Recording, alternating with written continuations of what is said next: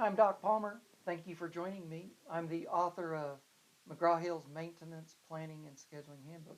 It's their best-selling reliability book now for the last 20 years, and it's helped a lot of companies. I'm happy about that. Anyways, the concepts of planning and scheduling are unusual. That's why there's a competitive edge if you adopt them correctly. Most people do them incorrectly and find that planning and scheduling is a great opportunity to make a lot of people angry. So I want to share my thoughts today about this ugly thing called wrench time. Wrench time is why we can get a pop and work order completion rate. Um, my book made the statement, and does today through the fourth edition, that typical wrench time at a typical company is 35%. Wrench time is of the time people are available to work. They're not on vacation, they're not in training, they're available for the whole shift, say a 10-hour shift or an 8-hour shift, doesn't matter. Only 35% of that time they're actually moving a job ahead. I'm thinking of turning a wrench. The other time is they're walking to the job. That's necessary. They're at the job and they stop for a minute because, well, I've only got one gasket and I need two gaskets. Not a big deal. You walk over to the storeroom, wait for a minute, get the gasket, walk back, and start the job again. That going to get the gasket and waiting on the gasket is work, but it's not wrench time. The job is not moving ahead. And you're working on a job and you have to stop for a minute. I need a longer wrench, ironically. And so I leave the job, I go get a longer wrench at the tool shack, and I come back. That's work, but it's not wrench time. There's other stuff we pay people for. We're not taking away breaks. Uh, I like the check-in meeting. We give people 15 minutes at the end of the day to wrap up and put away their tools and stuff. All of that is part of work, but it's not wrench time. And when they do these statistical studies, typical wrench time at a good plant is only 35%.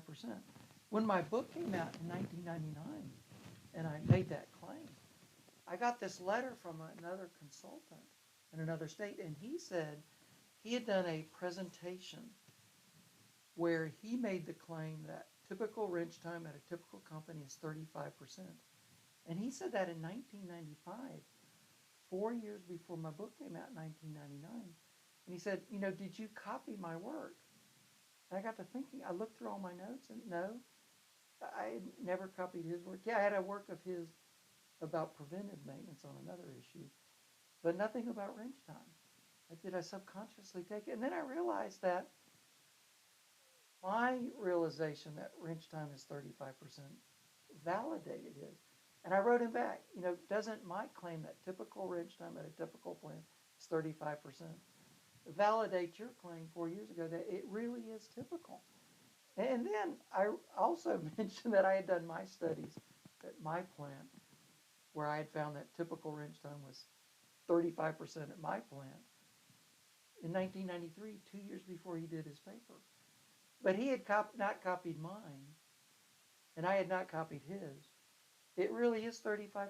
And now, over the years, the past 20 years, I've been involved in wrench time studies at different plants, different industries, different companies, and different continents around the world. And typical wrench time really is only 35%. I think that's the most interesting thing, how it could be different across industries and cultures. And what we all have in common, though, is people. People are the same everywhere, and the point of feeling busy is 35%. What is best practice? Best practice is 50 to 55%, which that doesn't seem like a lot. But what that means is to get ahead, we need to work half days, 50% of the time. If 50% of the time we're here actually moving a job ahead, that's best practice. And going from 35 to 55, that just sounds like a 20% improvement. But it's actually a 50% improvement. Going, dividing 55 by 35 is 1.57. So what it translates to is you get a 50% bump in work order completion rate.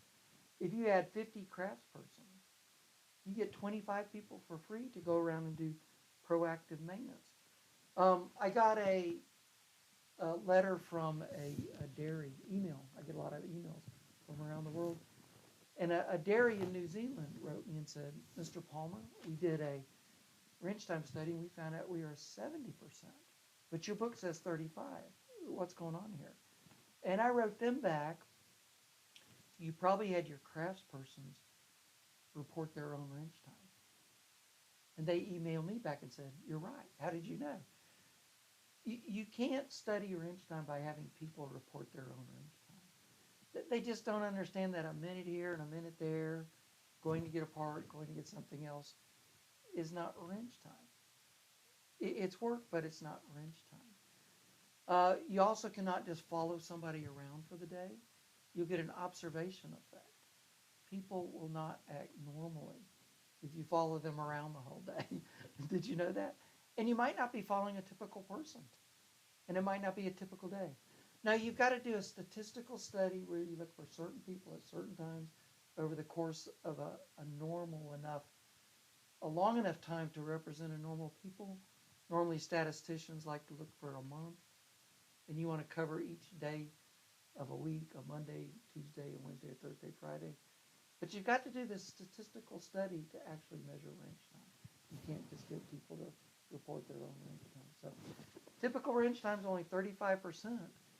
If you can buy that, you've got an opportunity there. It just doesn't seem like we could only be at 35%, but we are, and that's why there's an advantage, an opportunity for a competitive advantage if you can recognize something that's hard to recognize in your company. So we'll talk more about wrench time as we go along, but your wrench time is only 35% if you're not doing planning and scheduling right.